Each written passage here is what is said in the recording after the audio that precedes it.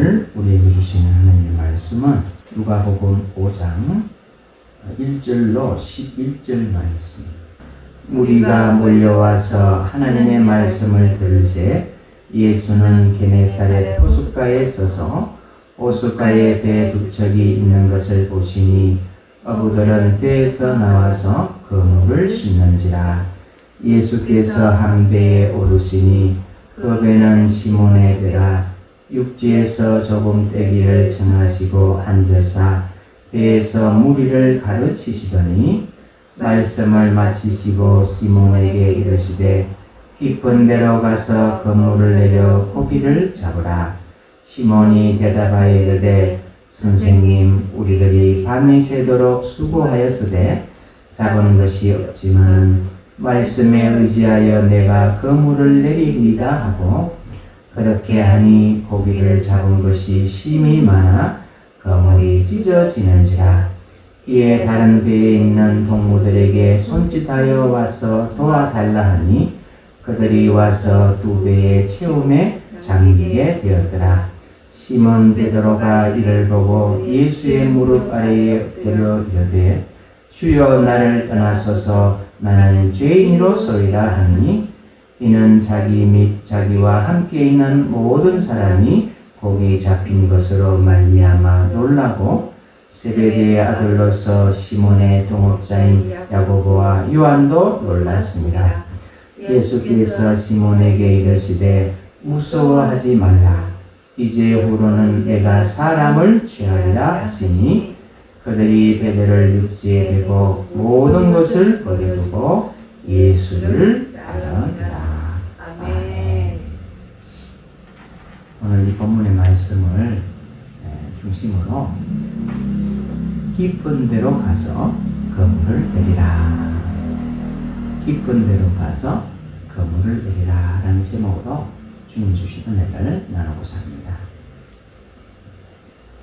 시몬 또는 베드로라고 하는 이 사람은 예수님이 제자로 부르시기 전에 갈릴리 어촌의 어부였습니다.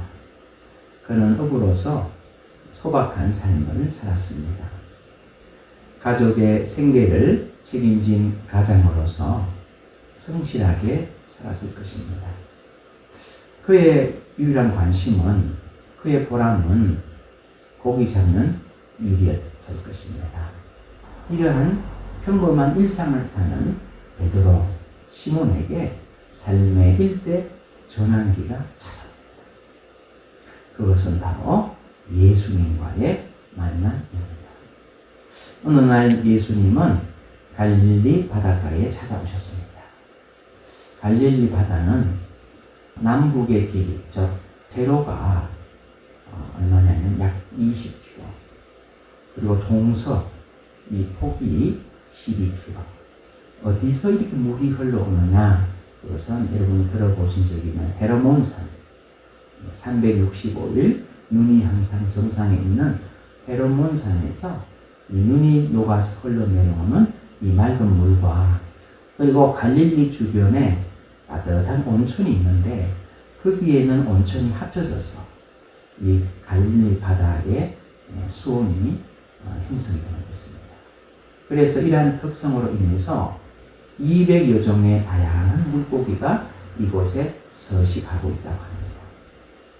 갈릴리 바다는 이 지역 사람들의 생계 수단이자 삶의 터전이 되었습니다.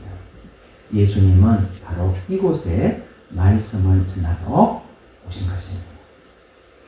예수님이 도착하셨을 때 마침 어부들이 배에서 내려 자신들의 그물을 싣고 있었습니다.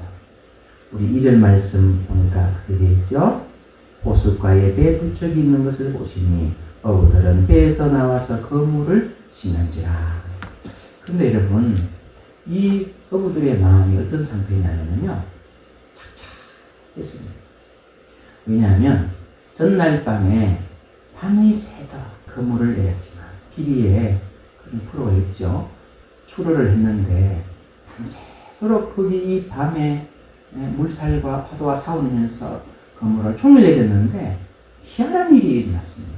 무슨 일이냐면 물고기를 단 한 마리도 잡지 못했어요. 이건 여러분 아주 드문 일입니다.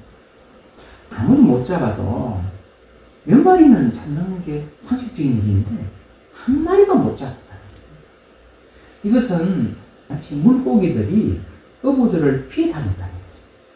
그래서 착잡한 마음으로 어부들이 그물을 싣고 이제 집으로 빈손으로 돌아갈 그런 마음으로 그물을 싣고 있는데 가정의 생계를 책임지고 있는 그들로서는 마음이 얼마나 무거웠겠습니까? 이러한 답답한 상황이 오늘 본문을 보면 오히려 그들에게 유익이 되었다는 것을 알 수가 있습니다. 왜 그럴까요? 왜 이렇게 가슴이 답답한 것이 이 어부들에게 유익이 되었을까요? 그것은 그들이 예수님의 말씀에 집중할 수 있게 되었다는 것입니다. 여러분, 우리가 남의 충고를 언제 잘 듣습니까? 형편이 좋고 잘 풀릴 때입니까? 아니면 일이 잘 안 풀리고 형편이 어려울 때입니까? 형편이 좋을 때는, 다시 말하면 잘 나갈 때는 남의 충고를 들으려고 하기보다는 우리는 남에게 충고하는 입장이 되기 쉽습니다. 그러나 상황이 어렵고 잘 풀리지 않으면 무언가 도움을 얻을까 하는 희망으로 남의 말에 귀를 기울이게 되는 것입니다. 이것을 성경에서는 일컬어서 가난한 마음이라고 표현합니다. 마음이 가난해질 때 다른 사람의 말이 귀에 들어오게 됩니다. 어릴 때부터 갈릴리 바다에서 자라면서 고기잡이에 잔뼈가 굵었고 갈릴리 바다를 손바닥 보듯이 훤히 껴들고 있는 베드로. 그러나 밤새도록 그물을 내렸지만 단 한 마리의 물고기도 잡지 못한 베드로의 마음은 예수님의 말씀에 더 귀를 기울이도록 그의 마음을 준비시키는 계기가 되었을 것입니다. 또 한 가지 베드로가 예수님의 말씀에 귀를 기울일 수 있었던 것은 예수님이 바로 베드로의 배에 올라서 무리들에게 말씀을 가르쳤다는 사실입니다. 3절에 보니까 예수께서 한 배에 오르시니 그 배는 시몬의 배라. 누구의 배냐? 바로 베드로 자신의 배라는 것입니다. 그러니까 지금 상황이 베드로가 지금 막 들떠 있으면, 여러분 지금 만약에 많이 고를 잡았으면 많이 어디가 있겠습니까? 시장에 가서 빨리 파는 게 지금 중요한 거예요. 예수님의 말씀은 시계 보면서 저거 언제 끝나나? 그러지 않겠어요? 네. 지금 언제 끝나나 말이죠. 지금 시장에 가서 이 싱싱한 고기가 신선도가 아직 있을 때 팔아야 되는데 그걸 팔아서 그 돈으로 시장에 물건도 사고 이렇게 해야 되는데 지금 아무것도 가져갈 게 없으니까 앉아서 할 수 있는 것은 뭐밖에 그냥 예수님 말씀 듣는 것밖에 없어요. 그런데 베드로가 앉아서 예수님의 말씀을 들어보니까 가르침에 최고의 권위가 있다고 인정받는 서기관들의 가르침은 예수님의 말씀이 너무 다른 거예요. 예수님의 말씀을 들은 사람들의 반응을 성경에서 이렇게 기록하고 있어요. 마가복음 1장 22절에 보면 무사람이 그의 교훈에 놀라니 이는 그가 가르치시는 것이 권위 있는 자와 같고 서기관들과 같지 아니함이라. 서기관들은 그들의 스승들의 물려준 가르침, 다시 말해 유전에서 그것을 배워서 거기서 자기 것을 좀 보태서 말하고 있었어요. 반면에 예수님의 가르침은 전혀 다른 특징이 있었습니다. 첫째, 예수님의 가르침은 하나님 아버지로부터 바로 나온 것이었어요. 요한복음 8장 26절에서 예수님은 자신의 가르침을 이렇게 말씀하세요. 나를 보내신 이가 참되시니 내가 그에게 들은 그것을 세상에 말하노라. 예수님의 가르침은 하나님 아버지의 입으로부터 나온 거라는 거예요. 둘째, 예수님의 가르침은 세상의 어떤 전문적인 지식이나 먹고 사는 문제를 말씀하시는 것이 아니라 생명과 영생에 관한 말씀이었어요. 이 세상의 복을 넘어서는 영원한 복을 말씀하신 거예요. 셋째, 예수님의 가르침은 아주 체계가 있었어요. 중언부언하지 않았어요. 그래서 여러분 우리 성경을 읽어보면 예수님의 말씀이 상당히 짧아요. 그래서 그것을 연구할수록 더 깊은 진리가 나와요. 넷째로 예수님은 어렵게 가르치지 않으셨어요. 사람들이 그들의 삶 속에서 흔히 볼 수 있는 일상과 자연의 신뢰를 비유로 사용함으로써 청중들의 관심을 불러일으키셨어요. 마지막으로 다섯째, 예수님은 하나님의 사랑에 대해서 말씀하셨어요. 인간을 향한 아버지의 사랑에 대해서 말씀하셨어요. 그러므로 예수님의 이런 가르침을 듣는 청중들은 그 말씀에 놀라지 않을 수 없었던 거예요. 그래서 앞서 말씀드린 것처럼 무사람이 그의 교훈에 놀라니 이는 그가 가르치시는 것이 권위 있는 자와 같고 서기관들과 같이 아니함일라라. 자, 그렇다면 베드로가 지금 예수님이 가르치는 것을 듣는 거예요. 예수님의 말씀을 들으니까 그의 마음에서 뭐가 생겼냐면 믿음이 생겼어요. 로마서 10장 17절에 그러므로 믿음은 들음에서 나며 들음은 그리스도의 말씀으로 말미암았느니라. 예수님의 말씀을 들을 때 이상하게 내 마음속에 막 믿음이 생깁니다. 여러분, 믿음이 뭡니까? 믿음이라는 것은 상대방의 말을 신뢰하고 그리고 나아가서 그가 말하는 것을 따르게 만들어요. 아, 내가 예수님의 말씀대로 하면 되겠구나. 이것이 바로 믿음이라는 거예요. 베드로의 마음에 믿음이 생긴 것을 아신 예수님은 무리에게 가르치는 말씀이 끝나자마자 베드로를 향해서 딱 한 말씀 하세요. 우리 4절 말씀 같이 한번 읽어볼까요?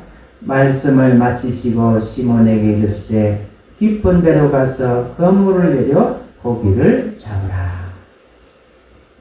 예수님이 말씀을 마치시자마자 베드로에게 이 말씀 딱 한마디 하시는 거예요. 베드로의 입장에서 생각하면 이건 여러분 순종하기가 쉬운 게 아니었어요. 왜냐하면 예수님은 목수 출신이에요.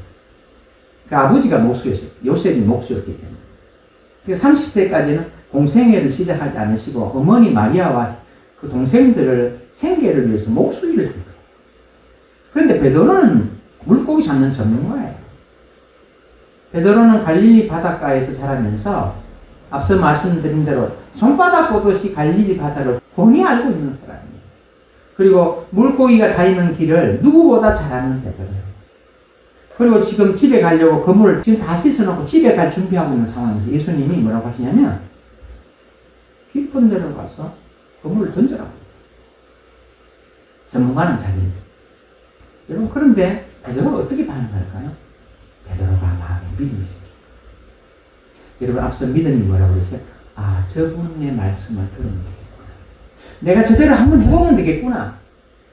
이 성경 말씀 읽을 때 그래, 내가 한번 이대로 살아보면 되겠구나. 그래서 5절에서 베드로가 이렇게 가요. 우리 5절 말씀 같이 읽어볼까요? 5절 말씀. 시몬이 대답하여 이르되 선생님, 우리들이 밤이 새도록 수고하였으되 잡은 것이 없지만 말씀에 의지하여 내가 그물을 내리리다 하고. 여기서 베드로가 중요한 얘기를 하죠. 그럼에도 불구하고 이런 말을 하는 거예요. 제가 전문가로서 밤새도록 해보니까 한 마리도 못 잡았습니다. 그럼에도 불구하고 무엇을 의지해서? 말씀에 의지해서. 이거는 믿음 있는 사람이에요. 말씀에 의지해서 내가 그물을 내리. 다시 말하면 자신의 경험과 지식에 맞지 않지만 그래도 뭐다? 순종해보겠다는 거예요. 이것이 믿음이에요. 그래서 믿음은 여러분 뭐뭐에도 불구하고 내 경험과 지식에 맞지 않지만 그것이 누가 한 말이라면 예수님의 말씀이라면 해보겠다는 거예요. 아무 사람이나 말한다고 해서 그대로 해보면 안 되는 거죠. 누가 하신 말씀이기 때문에 예수님의 말씀입니다. 여러분, 우리가 성경을 왜 믿고 성경에 나눠서 거느냐? 이게 사람의 말이 아니거든요. 그렇기 때문에 내 경험과 지식에 맞지 않지만 그 말씀이 예수님의 말씀이라면 해보겠습니다. 여기 믿음이에요. 그래서 히브리서 11장, 우리가 믿음장이라고 하죠. 거기서 믿음을 이렇게 말씀해요. 히브리서 11장 6절에 보면 믿음이 없이는 하나님을 기쁘시게 못하나. 하나님께 나아가는 자는 반드시 그가 계심이고 또한 그가 자기를 찾는 자들에게 상 주시는 이심을 믿어야 할지니라. 베드로는 말씀에 순종하여 바다로 다시 나갑니다. 그런데 여러분 어디로 나갑니까? 깊은 바다.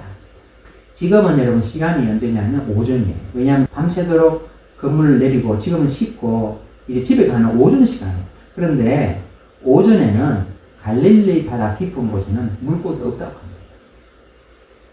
근데 예수님이 왜 물고기가 없는 깊은 바다로 가라고 할까? 만약에 베드로에게 베드로야 얕은 바다에 던져라 이렇게 하면 베드로 경험이 맞잖아요. 자기 지식에 맞잖아요. 자기가 잔뼈가 거기서 굵은 사람이에요. 근데 예수님의 말씀에 순종하기 쉽지 않은 거예요, 이게. 왜냐하면 자기 상식이 안 맞는 거라. 지금 깊은 곳으로 가라고 하니까 아니, 무조건 무턱대고 베드로가 내하고 간 게 아니에요. 자기 마음속에는 아닌데 이거. 깊은 바다는 아닌데. 그런데 깊은 바다 가는 거예요. 왜? 예수님이 그 말을 하시거든요. 내 확신을 의존하는 게 아니에요. 말씀에 의지해서 믿음으로 행동하는 거예요. 그런데 어떤 일이 일어나냐면 놀라운 일이 일어났어요. 여러분 내 경험, 내 지식, 내 확신으로 행할 때는요 될 수도 있고 안 될 수도 있어요. 그런데 예수님의 말씀에 순종할 때는 놀라운 일이 일어나요. 그걸 6절과 7절에서 말씀하시죠. 우리 6절과 7절 같이 한번 읽겠습니다. 그렇게 하니 고기를 잡은 것이 심히 많아 그물이 찢어지는지라. 이에 다른 배에 있는 동무들에게 손짓하여 와서 도와달라 하니 그들이 와서 두 배의 체험에 잠기게 되었다. 여러분 놀라운 일이 벌어졌어. 두 배에 가득 채웠는데도 잠기게 된 거예요. 상식과 경험에 맞지 않는 일이 일어났어요. 그물이 찢어지고 지금 배가 지금 가라앉을 상황이에요. 베드로가 자신의 경험과 전문 지식으로 밤새도록 한 마리도 잡지 못한 그 물고기들이 깊은 바다 속에 얼마나 모여 있는지 그 물이 찢어지도록 잡는 거예요.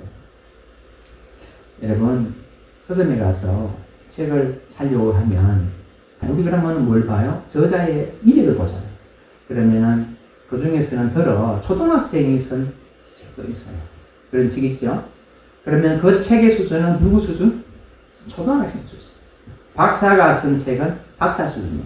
대학 교수가 쓴 책은 대학 교수 수준. 그러면 성경책은 누구 수준입니까? 성경책은 바로 하나님이 저자시기 때문에 하나님의 수준입니다. 그래서 셰익스피어, 유명한 셰익스피어 아시죠? 영국의 대문학 그분이 이런 말을 했어요. 만약에 이 성경을 사람이 썼다고 하면 나는 그 사람을 하나님으로 모시겠다. 이게 사람이 쓸 수 있는 책이 아닌 거예요. 성경책은 하나님의 수준의 책. 그래서 성경을 보면 왜 그렇게 기적이 많냐. 죽은 자를 살리고 바다에 길을 내시고 기적을 행하시고 미래를 예언하시고 이게 왜 이렇게 많냐는 거예요. 왜? 하나님 수준의 책이거든요. 이 성경책을 자신의 논리와 경험과 지식으로 이해하려면 결코 이해할 수가 없어요.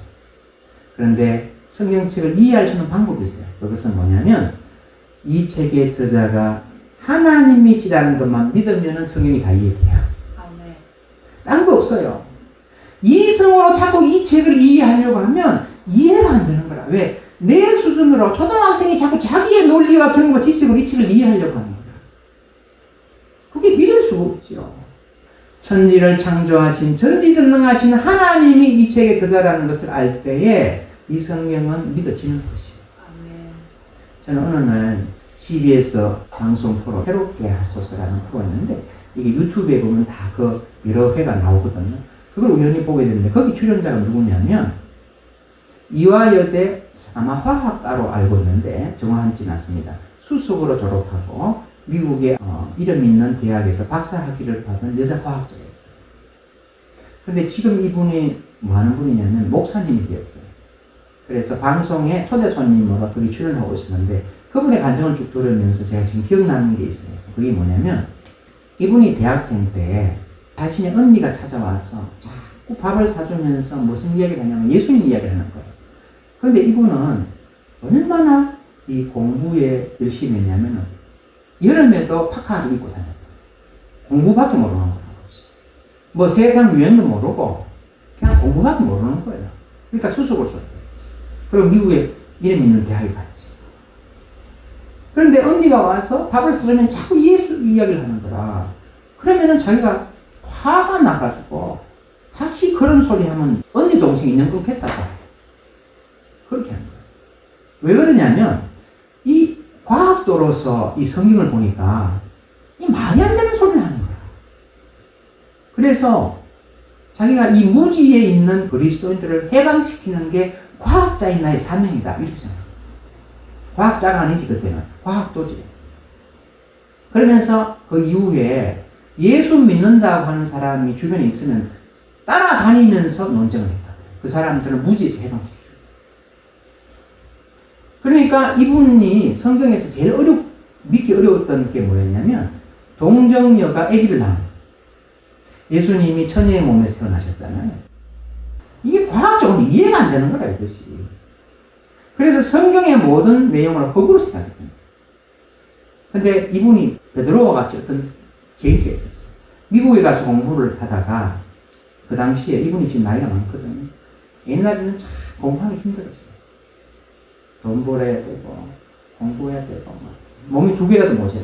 그러면서 막 이런 걸 하다가 어떤 사건을 계기로 이분이 하나님의 전지전능하심을 알게 되었어요. 그때에 딱 자기에게 깨달은 것이었어요. 이게 뭐냐면 전능하신 하나님께 동정녀가 아기를 낳는 것이 무엇이가 되느냐. 그때부터 성경의 모든 기적들이 자연스럽게 믿어지더라고요. 그리고 나중에는 성경이 진리임을 전하는 목사로서의 삶을 살게 되었다.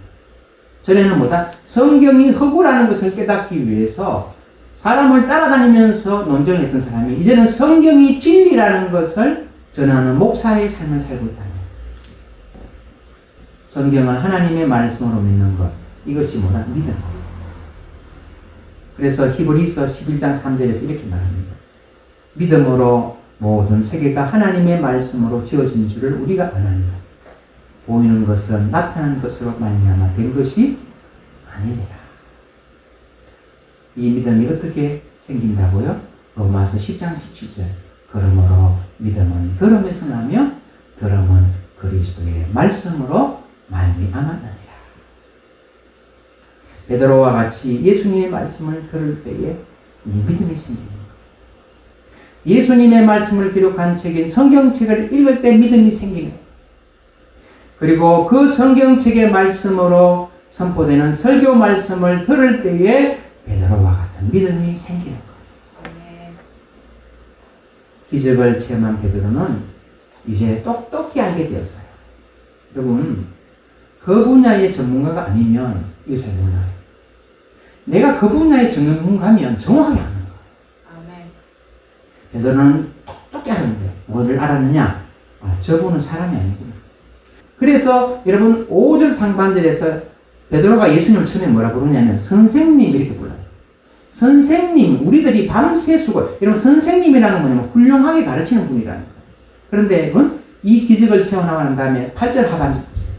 8절 하반절이 뭐라고 그래? 주여.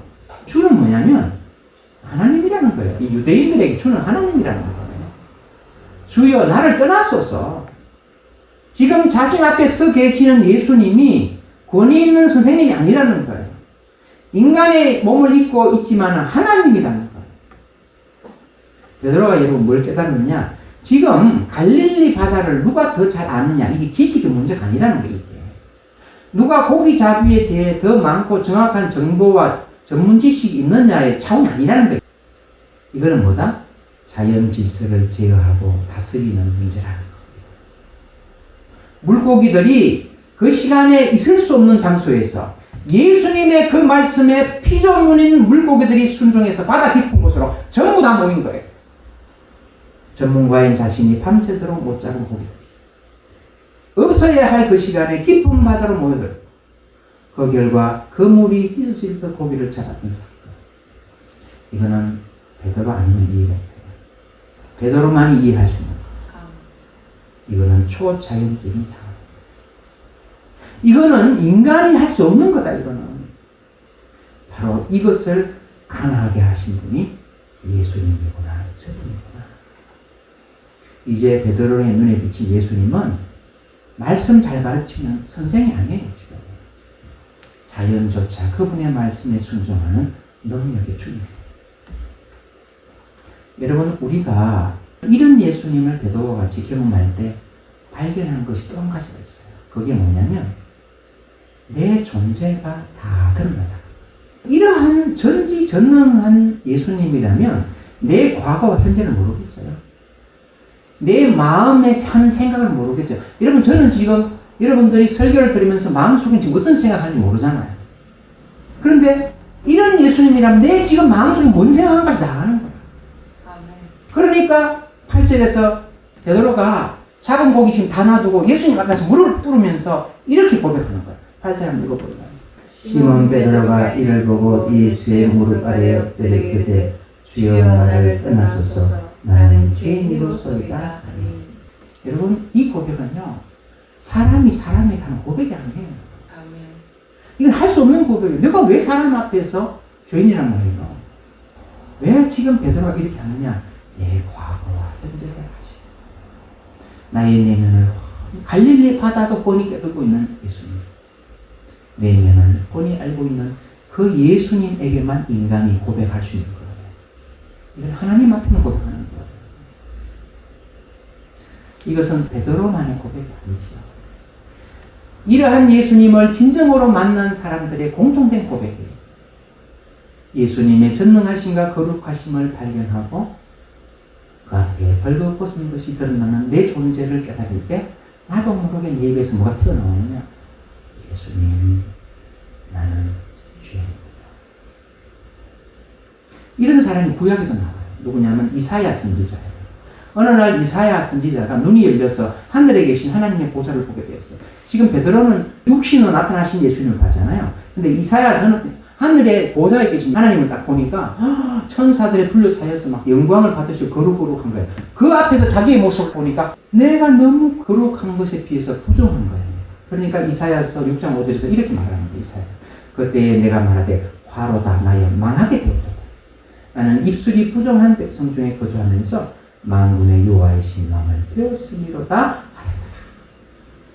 우리가 잘 아는 말 중 이런 말이 있죠. 지피지기 백전백선. 나를 알고 적을 알면 100번 싸우면 100번입니다. 아무리 상대를 분석하고 연구해서 알더라도 내가 나를 모르면 이건 예를 들면 어떤 분이 이분 어릴 때부터 소망이 대통령이 되는 거였어요. 대통령이 되셨어. 근데 문제가 있었어. 뭐냐면 대통령이라면 된다고 잘하는 게 아니지. 대통령 할 수 있는 뭐가 있어야 돼? 실력이 있어야 되는 거예요. 그러니까 이분 때에 아주 어려운 거예요. 대통령 되는 게 중요한 게 아니고 뭐다? 대통령 할 수 있는 뭐가 있어야 된다? 실력이 있어야 되는 거야. 실력. 나를 모르고 저걸 아무리 분석하고 연구해도 안 된다는 거예요. 내 수준을 알아야 된다. 이게 신앙생활에 그대로 적용돼요. 참된 신앙은 언제부터 출발되느냐? 나를 아는 데부터 시작돼요. 나의 뭐를 아는 것부터 내가 죄인인 것을 아는 데 출발해요. 내가 죄인임을 알 때 왜 내가 예수님이 필요한지를 깨닫게 돼요. 왜 예수님이 십자가에서 나를 위해서 죽으셔야 했는지를 깨닫게 되는 거예요. 그리고 그분이 흘리시는 그 대속의 보혈의 가치와 십자가의 사랑과 능력을 알게 되는 거예요. 이것을 깨달은 사람이 바로 사도 바울이죠. 사도 바울은 요즘 말로 하면 인간적으로 할 것 같으면 많이 배우고 똑똑하고 유능하고 정말 난 사람이, 이 사람은 난 사람이에요. 된 사람이 아니라 난 사람이죠. 그런데 예수님을 만난 다음에 갈라디아서 6장 14절에서 이렇게 고백해요. 그러나 내게는 우리 주 예수 그리스도의 십자가 외에는 결코 자랑할 것이 없습니다.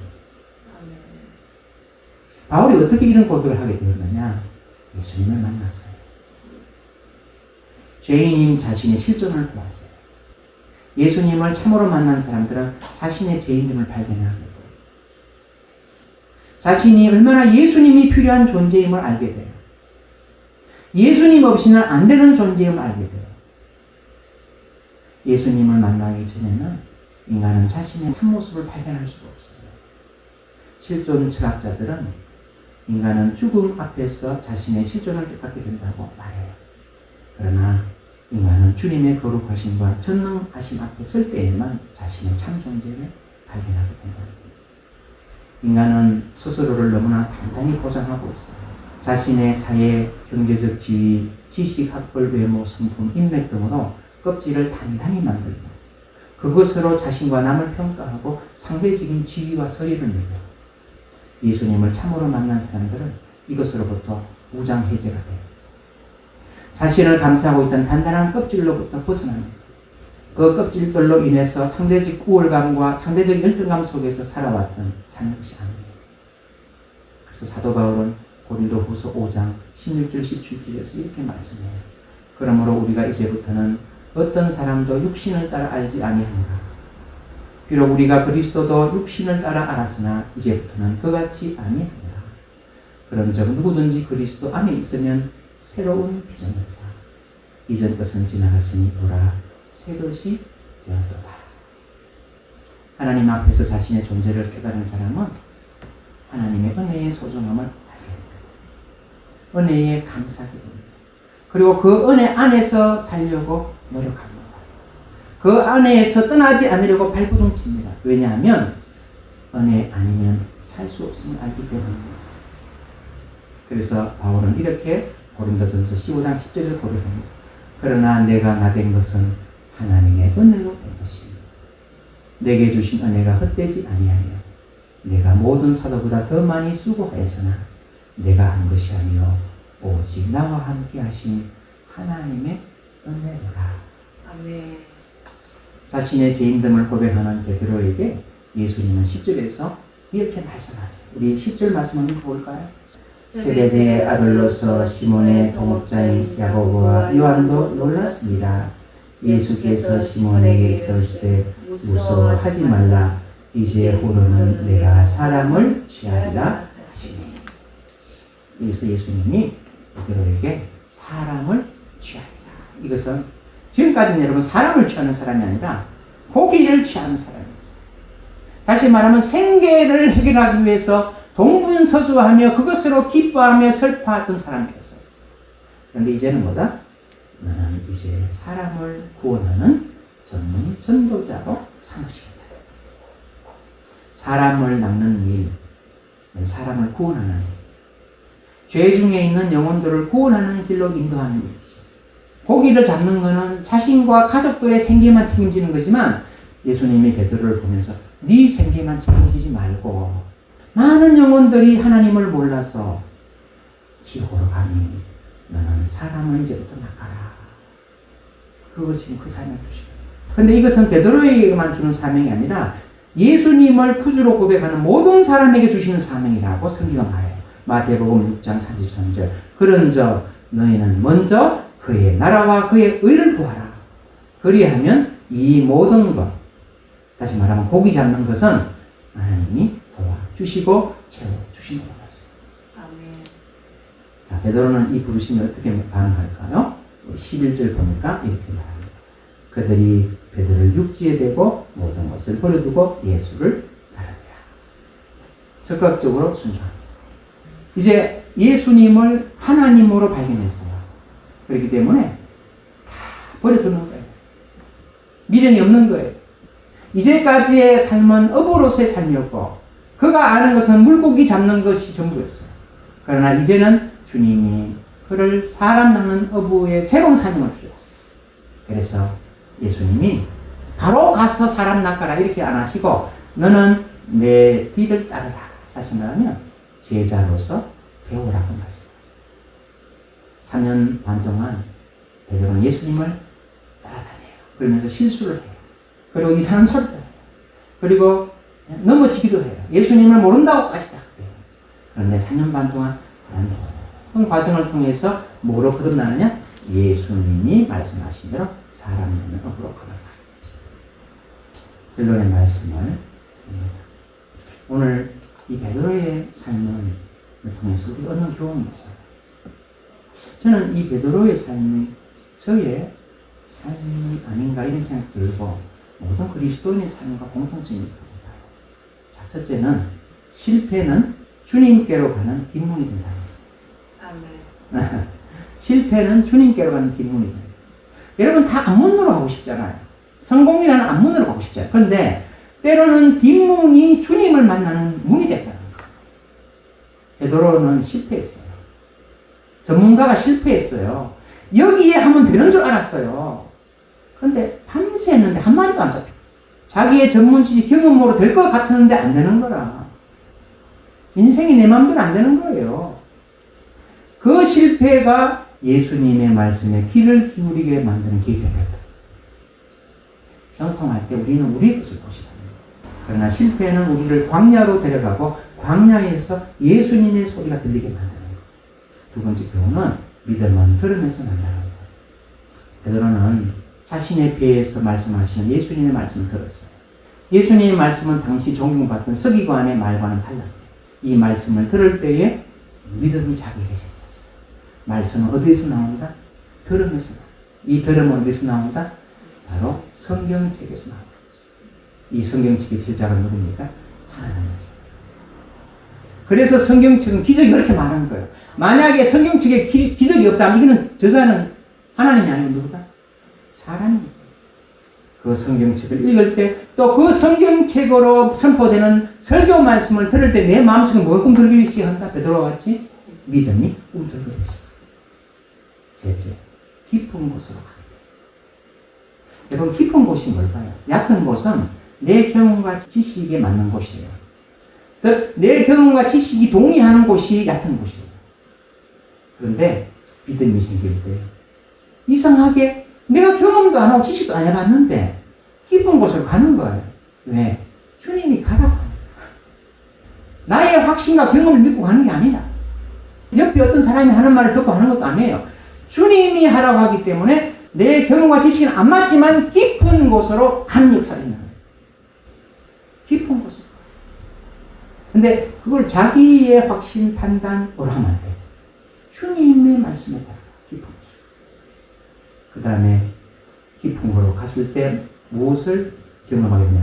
하나님의 거룩하심과 전능하심을 경험합니다. 이것이 네 번째 포인트예요. 내가 믿음으로 주님의 말씀에 순종했을 때 비로소 뭘 깨닫는다? 아, 성경은 하나님 수준의 책이구나.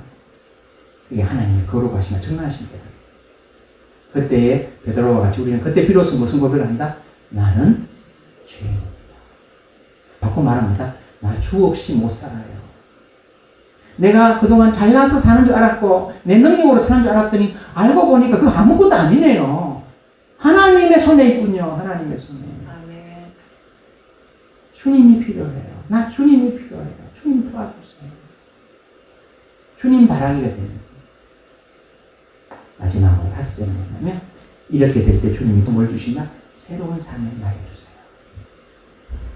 지금까지는 먹고 사는 문제 그게 전부였어요. 명예와 성공이 전부였어요. 그런데 그것은 잠시뿐이다. 너에게 더 크고 영원한 것을 주겠다. 뭐다? 사랑을 낳아라.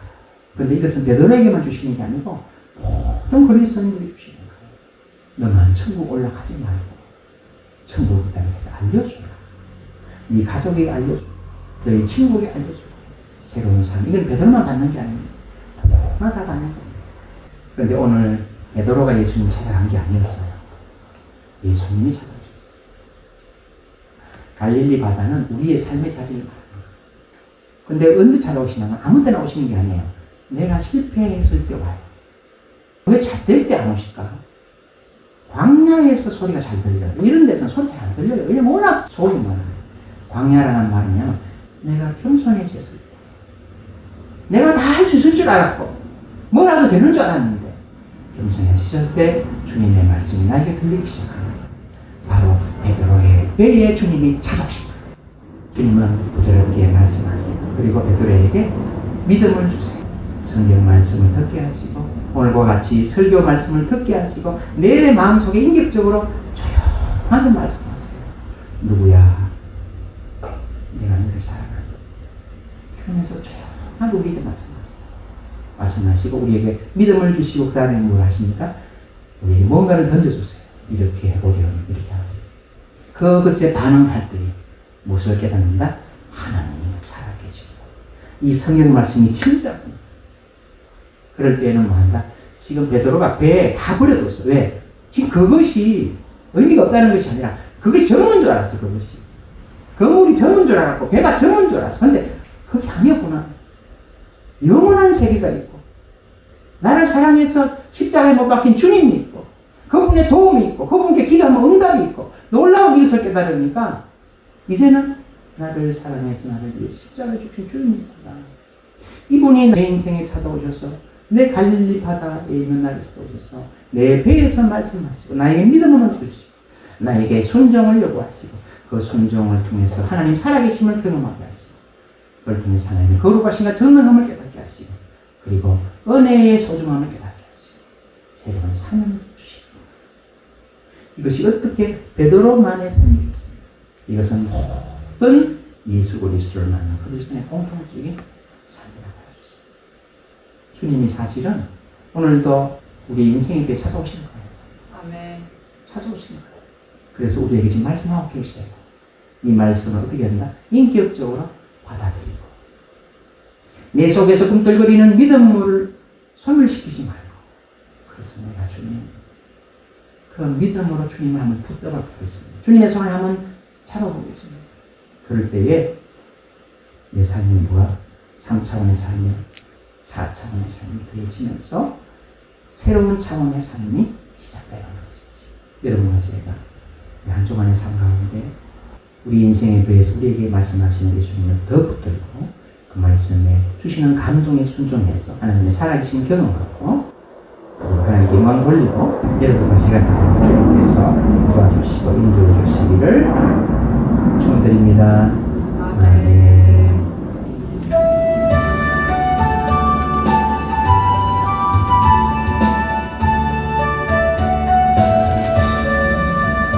내 주 하나님 넓고 큰 은혜는 저 큰 바다보다 깊다. 깊은 밧줄을 걸러 깊은 데로 저 한가운데 가보라. 언덕을 떠나서 창파에 뱉이고 내 주 예수 은혜의 바다로 내 맘 뻗어가. 왜 너 인생은 언제나 거기서 저 큰 바다 물결 보고 그 모르는 깊은 바닷속을 한번 헤아려 안고라. 언덕을 떠나서 창파에 뱉이고 내 주 예수 은혜의 바다로 내 맘 뻗어가. 많은 사람이 얕은 물가에서 저 큰 바다 가려다가 찰싹거리는 작은 파도 보고 마음 약하여 못 가네. 언덕을 떠나서 창파에 뱉이고 내 주 예수 은혜의 바다로 내 맘 뻗어가. 자고 가거라 이제 곧 가거라 저 큰 은혜 바다 향해. 자hôm 내 너를 저 깊은 데로 가라. 망망한 바다로 언덕을 떠나서 창파에 뱉이고 내 주 예수 은혜의 바다로 내 맘 뻗어가. 언덕을 떠나서 창파에 뱉이고 내 주 예수 은혜의 바다로 내 맘 뻗어가. 지금은 십자가 위에서 내 속에 피를 흘려 죄와 죽음에서 우리를 구원하신 예수 그리스도의 크신 은혜와 독생자 예수 그리스도를 아끼지 아니하시고 보내시기까지 우리를 사랑하신 하나님의 크고 무한한 사랑과 오늘도 갈릴리 바다와 같은 이 세상에서 살아가는 저희들을 불러서 오늘 베드로의 체험을 통해서 말씀을 통해서 믿음을 가지고 깊은 데로 나아가는 신앙을 통해서 하나님의 살아계심을 체험하고 하나님의 은혜를 경험하고 하나님 주시는 새로운 사명을 감당하는 복된 자로 살아가도록 우리를 감화하시고 감당하시고 교통하시는 성령의 역사가 이 말씀 앞에 아멘으로 화답하며 그 말씀 따라 한번 살아보기로 다짐하는 주님의 사랑하는 아들, 딸, 머리 위에 이번 한 주간 그리고 앞으로의 남은 생애 가운데 그리고 영원히 함께 하심을 간절히 축원드리옵나이다. 아멘.